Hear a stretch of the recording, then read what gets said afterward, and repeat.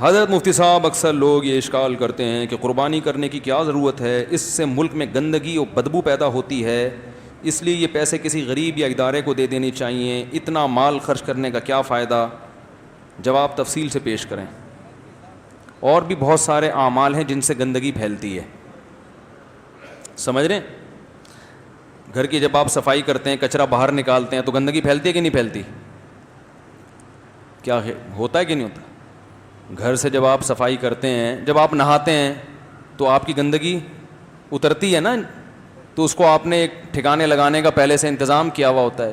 Wash room میں بھی یہی کچھ ہو رہا ہوتا ہے، اور کچرا کنڈیوں میں جو گندگی پھیلتی ہے، تو گندگی پھیلانے کے سینکڑوں طریقے ہیں جو بہت ضروری بھی ہیں، تو وہ تو پھیلے گی۔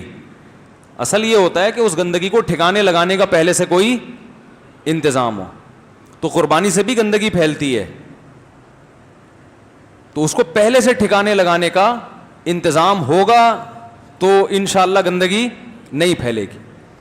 تو یہ قربانی سے نہیں گندگی پھیل رہی، مسئلہ سارا اس سے ہو رہا ہے کہ وہیں اوجڑی پھینک دی، وہیں اس کے سری پھینک دی، اس میں کیڑے لگ گئے، اور وہ وہیں گلی میں خون بہا دیا جانور کا، وہ خون پڑا رہتا ہے، اس میں بدبو پیدا ہو جاتی ہے۔ تو جو بھی قربانی کرے بھائی اس کا بہت زیادہ اہتمام کریں۔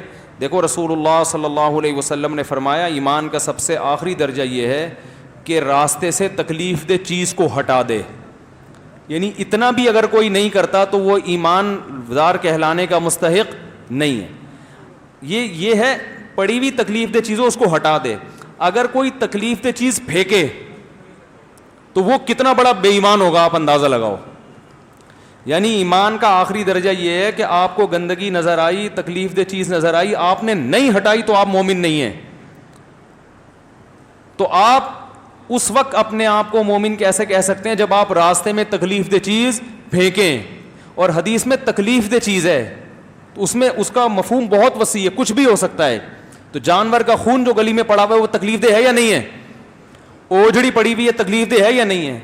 پائے جگہ جگہ پھر رہے ہیں، اس کے سری پڑی ہوئی ہے، تو یہ تکلیف دہ ہے یا نہیں ہے؟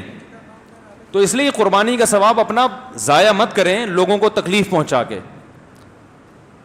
اتنا قربانی میں ثواب نہیں ملے گا جتنا تکلیف پہنچانے کا گناہ ملے گا۔ تو اس لیے جو بھی قربانی کر رہا ہے وہ اپنی ذمہ داری پر قربانی کی آلائشوں کو ٹھکانے لگانے کا اہتمام پہلے سے کرے۔ اس وقت کھڑے ہو کر مت سوچیں کہ اب یہ اوجڑی کہاں پھینکوں میں۔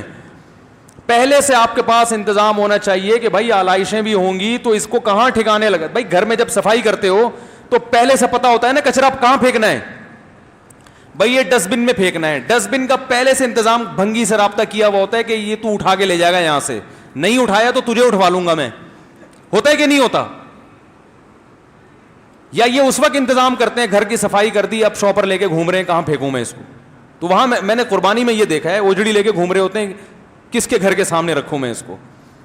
تو یہ پہلے سے انتظام کرنا ہے آپ نے کہ ان آلائشوں کو کیسے ٹھکانے لگانا ہے، اور بولو بھائی کہاں ٹھکانے لگانا ہے اور کیسے، یہ پہلے سے انتظام کرنا ہے آپ نے، ورنہ قربانی کا ثواب خراب ہو جائے گا جو لوگوں کو، اور پھر اس سے اسلام کا مذاق اڑانے کا موقع ملتا ہے کہ مسلمان گندے ہوتے ہیں۔